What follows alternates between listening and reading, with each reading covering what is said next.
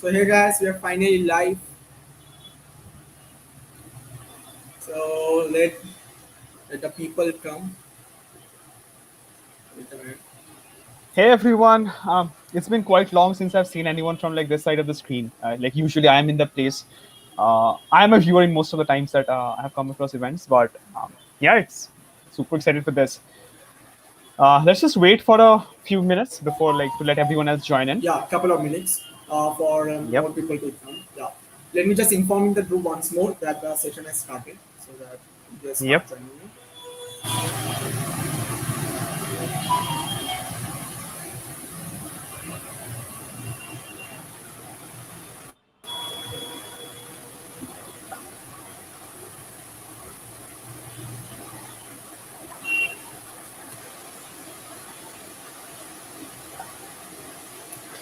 Yo, hey folks, what's up? So Hey Rishabh, yeah, hey man. so the people are starting coming. Yeah. Hey Amit, hey man. It's been quite a Ah, long time.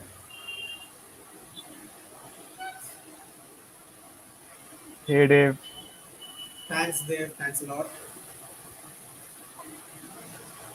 So, like as you all know, Shuvam, was the formal DSC lead of HIT, DSC HIT, and today's session is going to be super cool as it's going to tell you about what is shipping, right? If you have learned a bit about software development, you must have heard of this term that shipping, okay, like ship this code to a code base or to the production deployment. Okay, so like, what is it exactly? Why is shipping so important, right? And how does one ship codes and like or ship an entire project? What if you want to make a side project of yours and want to ship it to your code base, right? So how will you do that? So to answer all these questions, Shuam will take this session and he will answer all of it to you. Um, I guess Shuam is facing some technical issues. He will join in a couple of minutes, so just wait a second. Yeah, let me just announce.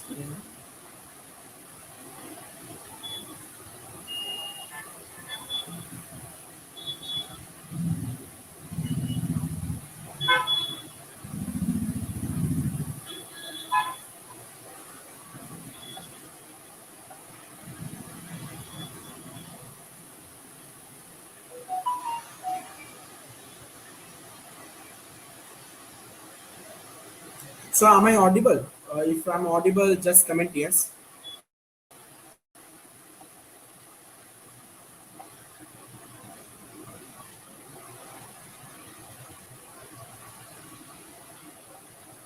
Hello.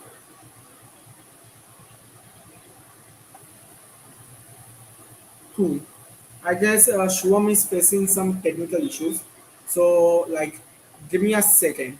I'll call him up. Okay.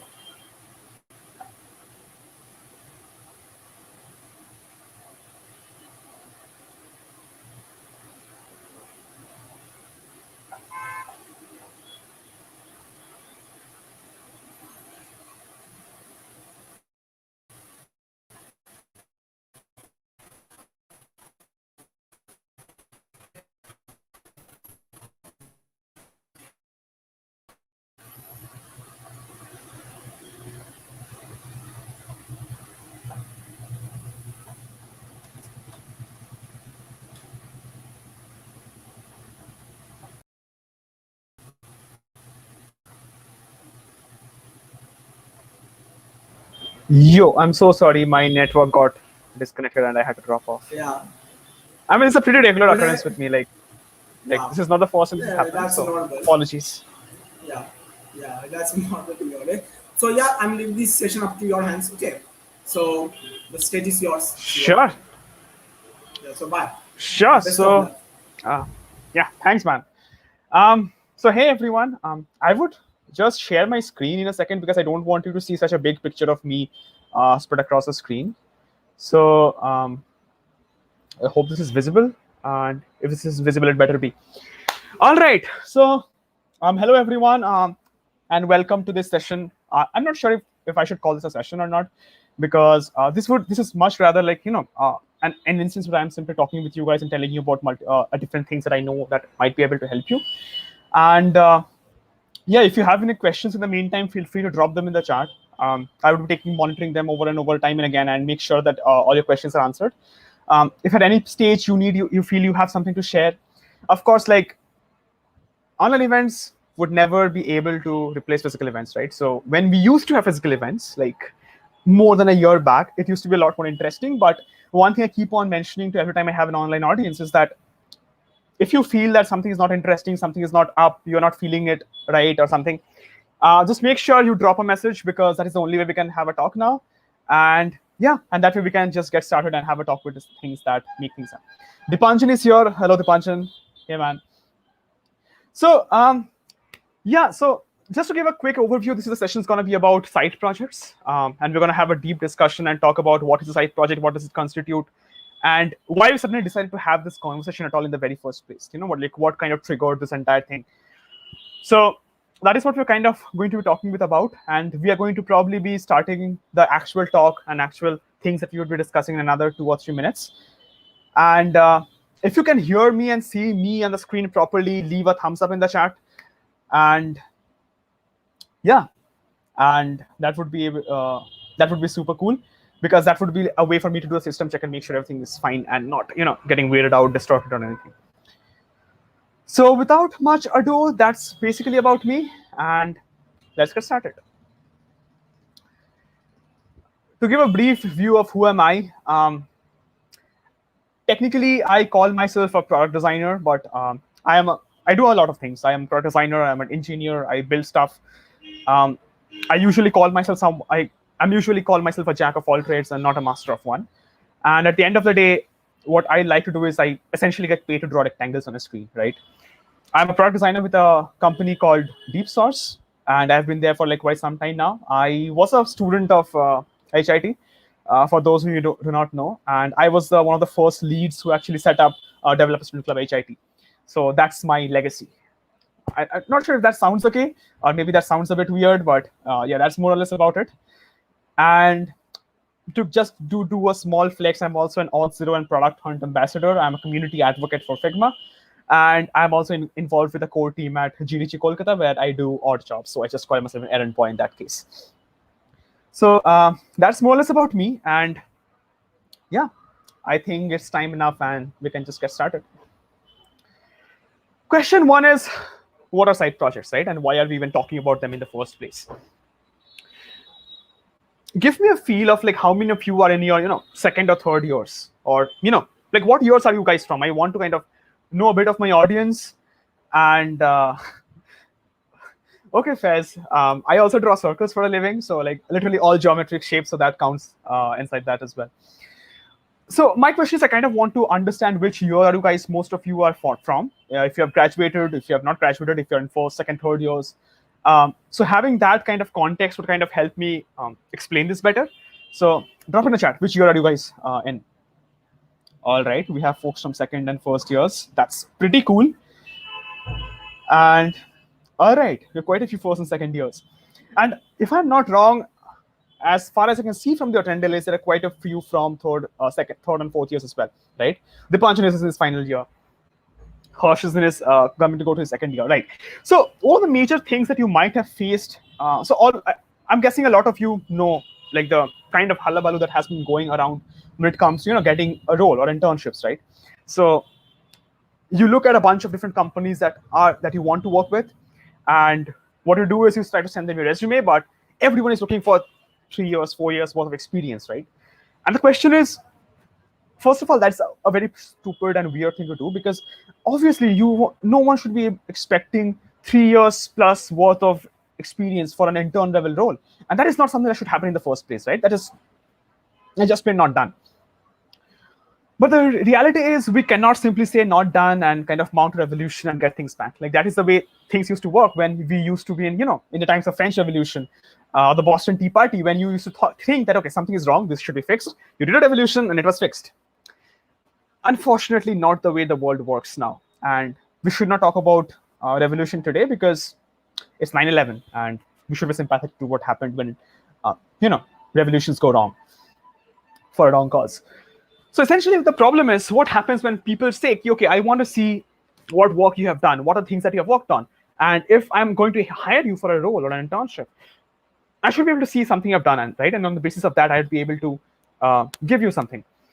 The question is, how do you build your portfolio? How do you build up your profile in scenarios like those? Because come on, like we are just in first and second years. Like at that point, nobody really goes on and works for like big companies, or at least not most of us. But if you look at it from a company's point of view, not super unjustified because they look for a proof of work. That is essentially they want some sort of guarantee, some sort of small proof that okay, you have worked with something or you know how to work with something. That's basically it. That's all they want to see, right? And it's quite possible that you would not have been able to, have a paid project, do an internship somewhere within the first 1 and 1.5 years you're in college, because let's face it, I did not know where all my classes were when I was in my first year of college. Like it took me a year almost to kind of settle down, figure out, okay, this is where things are in campus. And only after that you start to think about, okay, now I've settled here, what next, right? And the question now here becomes, how do you do that? How do you showcase that proof of work, right? And that is where side projects kind of come into the picture. Side projects are small atomic projects that you do, but in this session here, we would talk about how you can kind of package your side project into something usable, something that people would want to use for their own purposes, right? Um, when I was in school, when I was in class 9 or 10, we used to have this bunch of Java programs to write, right? And we used to write Java programs for like count the number of vowels in a word, or like count the total number of words in a sentence, or count the total number of this and that. We used to do things like Pig Latin and stuff. We used to find it boring because at that time it was like, okay, man, like what I'm doing, like nobody's going to use this, right? Now that 4 or 5 years later, I've come to realize that those utilities that we used to build back in school, those utilities which you kind of start off by building, like what we essentially use as Hello World for our projects, those can actually be helpful. And you have no idea how many times I've tried to open a website to see, okay, in which website can I just paste a bunch of string and figure out how many words are there, right? So these are important utilities that can be used by multiple people, right? The question is, how do we get this out there, right? How do we package this in a way that people would want to use? Because at the end of the day, if you just build something with Java, with C++, whatever local programming language you have, it stays confined to your computer, right? When I talk about side projects today, I talk about packaging your entire construct, your entire creation in a way that you can give it out to anyone, and anyone across the world can use it and do things that they want to do, right? So that is what I mean by side projects, building something which can act as a proof of work and which can be used by a lot of people. Why do I even talk about getting used by a lot of people, right? Which brings me to my next question. We talk about shipping, right? What is shipping in the first place, right? And why should we even care about it? And with the context that I had set up in the first 10 minutes of the session, the question is, does shipping a side project count as work? Because everyone is looking for work experience then. The first answer is, side projects should not technically be same as work, right? And as I mentioned, when you're looking for companies to intern or work with, they are not necessarily for an intern or beginner level role. They're looking for that, okay, this guy's worked for 3 years in this company, company X, company Y. They're essentially looking for proof of work, that you know how to work with something, that you know how to get things done, right? And before I go to that, Dipanjan has a question. I would put that up on screen. How to print banana in JavaScript? Okay, let me just put it out there. Using just JavaScript, it's for everyone who's in this live stream. Just use JavaScript. You're not allowed to use anything other than JavaScript. No APIs, nothing. Print banana in JavaScript. How would you do it? I'm looking for the comments to see what the answers are. But Dipanjan, like, thanks. It's a very good question. Like, this is what we can start off with. Any answers? How can you print banana in JavaScript using just JavaScript and nothing else? I have a feeling that while I'm waiting for the answer, I might just lose viewers, because yeah, that might happen. So, okay, Rishabh has an answer. Rishab's answer is console.log would display in console. Here's a small tip. Console.log is not a part of JavaScript. Console.log is a part of browser APIs that kind of extend JavaScript and you can work, right? So console.log, fetch, um, all of those are not strictly parts of JavaScript. Even when you use something like, document.getElement by ID or document.getElement by class, these are parts of browser APIs, not JavaScript on its own. But yeah, feel free to kind of keep thinking about this. How can you write banana in just plain JavaScript using nothing else? Hit me up on Twitter with your answer, and who knows, if you give me the right answer, you might get something super interesting. So this is a prize that's just for you out there. Now the question is, why should you, to get back to things now, why should you even ship side projects, right? What is the use of shipping side projects?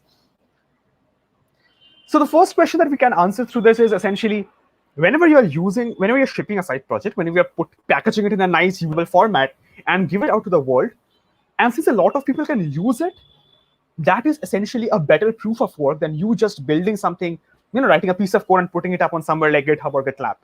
Because when you have simple code on your own, someone would have to, clone the code, set up your own dev environment, run the code, and then only they can actually make it work. If you ship it in a usable way, you have to think about how others can use it, because that is a much better, proof that, okay, you have built something usable and you have experience building something. And when we think about shipping things, off the top of our head, these are the two major things that we almost always think about. That we either have to build an app or we either have to build a website. I mean, come on, websites and apps are really cool. But sometimes we also have to ask the questions if those are the things that we actually need to build all the time, right? There was a mistake I made when I was a freshman or a sophomore. When I used to go to my first hackathons, I used to think, okay, I have to build something that, changes the world. I have to build, digital patient management system, which sounds very fancy, which sounds very, sounds something super big, super amazing thing that you would do, and it would probably make waves or something. Does not really happen. Like what it would be, would probably be a database, a front end, a back end, and the database would probably have a list of patients, their histories, and that would basically it. And at that point in time, you realize that at the end of the day, this is not really about building a world-changing app or a world-changing website. Because if you keep thinking about you're going to make a world-changing app, you're going to make a world-changing website, and you undertake a lot of this huge big thing, that would do two things. A, it would make you spend too much of your time on building too little, and at the end of the day, you have to wait a lot to actually ship something out there. The question is it worth it? Is it worth spending so much time building something just as a proof of work? And one thing which I feel, which we as developers, we as engineers have quite forgotten over the past quite some time, is the fact that a lot of us, while building stuff, we do not have fun. We build things that we think would change the world. We build things that we see other people are building. We build things that we think are what people want to see. But at the end of it, we kind of forget that, I'm not building this for fun. Like when people say, I spent 3 days coding this out, the next question that you should obviously ask yourself is, did you have fun coding it? Did you have fun building it? Right? And which is where I would, in my personal capacity, it's just my opinion, that before you start on any side project, you can build an app, you can build a website, you can build n different number of things. The first thing you should kind of ask yourself is, am I building something which I would want to use? Or am I building something which, solves one problem that I have? Or, so things like that kind of become more important. Today, you might want to build something which I had built, which I had thought of, maybe a hospital management system. The question is, how many people actually need it, right? And do you have, would you enjoy making it? Would people you'd actually end up using it at the end of the day, right? So there are a bunch of questions that you need to answer, which not you need to, but you might want to answer before you actually start things, right? And which kind of brings me to the next point about what are the things that you can actually build to get things off the ground. Build extensions. Extensions are one of one of the most underappreciated pieces of software. You have Chrome extensions. Is like the Chrome extension web store has around 500 websites, and be done with it. And there are way more things than just extensions, right? You have extensions. You can build templates. Like if there's a simple Notion template which you use, for example, okay, I have a Notion template, but I kind of make a plan where I plan how which subjects I would study, which modules I would study, which modules I would leave out. Make a Notion template. If you have a Figma board, if you're into design, you might make a lot of different posters using Figma. You might want to, because I make using Figma. All of this slides you're seeing are made using Figma. So if you have a template that you think, okay, other folks might be wanting to use it too, make a template, open source it. You have Figma community, you have Notion plugins, Notion templates which you can open source to multiple platforms, right? So try building those things, because these are things which you would build because you would want to use, and then you would give it out, right? And then you would build out something and which would help a lot of people. Build libraries. I know as developers and engineers, most of us want to build our own apps, right? We want to build our own websites. And while building our own websites, we build a lot of Easter eggs into them, right? We build a lot of small things, small fun things on our website. Take the small things which you have built on your website, right? Package it out, make it available as a JavaScript package or a CSS library. If you have done something in a super interesting way on your app, wrap that as a library, wrap that as something, and just push that out, right? For example, okay, let's take this example, right? In my website, for example, mine. Okay, let's talk about you. You have been making a website for yourself, right? You're making your own personal portfolio website, which should have all data about yourself, which should have a list of different things which you can do, you cannot do. And you have one small fun feature, right? If someone scrolls down to the very bottom of the page, you open a game. That can be any game. That can be Pong. That can be anything, like some small, simple JavaScript game that you have made. Open source this game and see how many people actually kind of embed that game into their websites. Because that would do two things, right? That would give you a proof of fact, okay, these many people are actually interested in building something like this. And B, since you're building it for yourself, you'd have fun doing it, because you're going to do that for yourself own anyway, right? You are going to be the first user. And hence, that is what you can keep on doing. And that is what would be able to help you a lot, right? So besides apps and websites, we have touched upon different things. Like you can build extensions, you can build templates, you can build libraries. There are a bunch of other things you can also build, right? I can see a bunch of different things on the chat. Would be kind of coming back on them. And yeah, let's just go to the next slide. I haven't made much slides, so you don't have to worry about that. What happens after you have made something, right? Just tell the world, just put up a status on your WhatsApp account. Just send out a story on Instagram. Just do something that will tell the world, okay, dude, I have built something, and you can use it if you want to. So that's just what you have to do. And there are multiple platforms in which you can kind of spread the word. There are your personal channels you can post on your personal accounts. There are platforms like Product Hunt, Indie Hacker. Twitter is one of the main places where I kind of find different things to use, right? There's also Hacker News. There is Reddit. Product Hunt is one of the best places where you can actually launch your products. And it is actually one of the places where a lot of even famous people launch their own products. So that is one place where you can try out. And what's next? What happens when you have actually built something and launched and told the world? You start making memes. And you start making memes on the memes that you have made.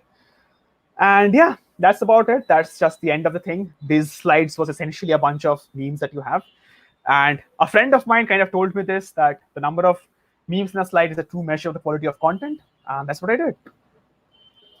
And that is basically all the gyan I had to give to you. And yeah, that's basically it. You don't have to worry about me giving any more gyan of sorts per se. This is the end of the line for things. Now there are a bunch of questions, but now also I want to officially announce, okay, the field is open for questions. If you have any question, feel free to pop. I'm going to be here for some time now, and we can talk. Raunak mentioned we can use alert. Alert is a native JavaScript thing, but is it? Think a bit more about it and then get back to me. There we have a question here. Name something other than websites that software dev can make. And we have answers. We have coffee. Yeah. Although personally, I prefer tea more than coffee. So if you are someone who relies purely on coffee, you might want to give tea a chance.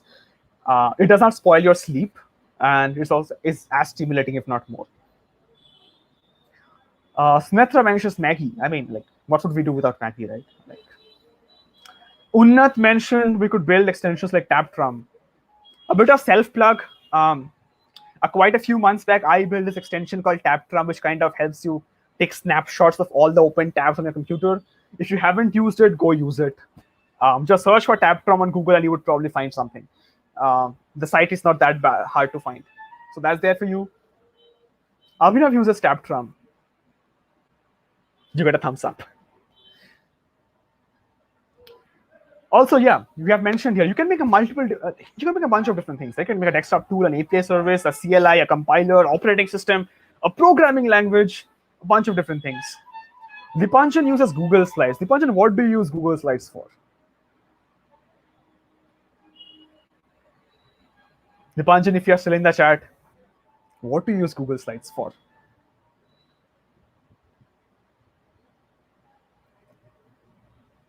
Okay, I think Dipanjan is typing, or maybe he is off to grab some bite or something. And Rishabh has a question. Thanos Js, what is it used for? So what Thanos Js? So Thanos Js is essentially a small JavaScript library. What that does is, okay, how do I say it? When you embed Thanos Js on your website, it essentially randomly makes 50% of the things disappear from screen. That's all that it does. So yeah, that's what Thanos Js does, and I hope. Dipanjan uses Google Slides to make everything design related. I would agree with you on that, because when you're working in a company, you have to get approvals every now and then. This is one of the best ways to do it. Like, why would you have to go to Figma or something? Just you can draw rectangles in Google Slides. I mean, that's all you need at the end of the day. So that's there. Ishika has a question: operating system like out of scratch. I mean, yes, like operating system out of scratch means you can build an operating system that runs a computer from scratch. You can do that because Linux kernel is open source anyway. Android open source is an open source project, so you can build things on top of them. Or you can build something that chimps on top of something else. A long time back, there was this project called Macintosh.js, which essentially kind of replicated the entire original Macintosh operating system from 1984 onto any computer, and it was built with JavaScript, right? So that's there. So you can build with anything you want. Like, operating system does not necessarily mean you have to build an operating system that runs a computer, right? This reminds me that when I was back in school, I had kind of built something similar to Macintosh Js. It was called Loop 1. And yeah, we used to have this annual school exhibition. And I remember I kind of showed it off in one of the school exhibitions. Right. Dipanjan made a full department magazine with Google Slides. Kudos to him for that. Obviously, if you haven't checked out their magazines or something, Dipanjan, feel free to leave the link in the comments, and I'm sure people would love to check it out. Dipanjan also has another suggestion that if you want to build OS, a highly recommended course is NAND trees. Double thumbs up to that, and yes. So yeah, I think we're going good. I would quickly add Faiz back to the stream because he has been lurking in the background for quite a while now. Faiz, you are up. You might as well unmute and turn on your camera and start talking. Right. So, that's my Twitter handle. Feel free to reach out to me at there anytime you want. I'm not super active on any other social media, so yeah, that's where you can find me. And feel free to ask any question you want. We'll be there. So if anyone wants to ask any question, they will write in the comments, or like as Shuvam said, you could contact me on his Twitter. So like this was a very informative fun session, Shuvam. So thanks a lot for like taking this session. Thanks a So lot for having me. I guess yeah. So I guess this let's wrap up this event. So Yeah. stay safe, guys. Don't go out of your house. The corona is still going like super active. So just stay safe and stay in your home. Although the college might open in November, I don't know why.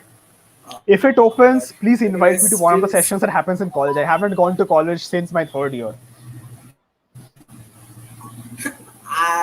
I don't think anyone have gone.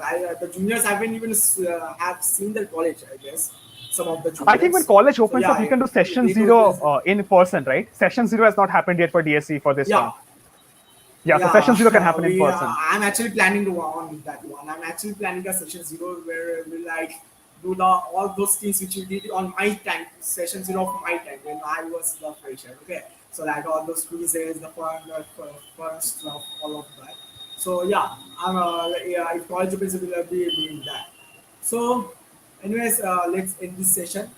Thanks to Yep. all of the viewers, and thanks to you, Shuvam. Bye.